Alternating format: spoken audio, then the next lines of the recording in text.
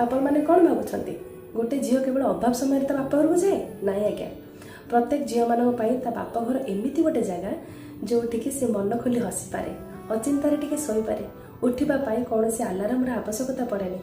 बाहर को जीवाई कहार से कड़ा भाव अनुमति दरकार पड़े। बाहर फेरवा बेलू जब विलम्ब हुए क्या कैफियत भी दबाक पड़े। बाप घर केवल गोटे स्थान जोटि गोटे झीर गोटे परिचय जहाँ हूँ झी, किंतु शाशुघर से कहार बहु, कहार स्त्री, कहार माँ समस्त दायित्व से जड़े ही तुले थाए एवं समस्त दायित्व तुले तुले से थकी पड़े। से तो जिते बाप घर को झील को समय हुए ना से राति सरेनी।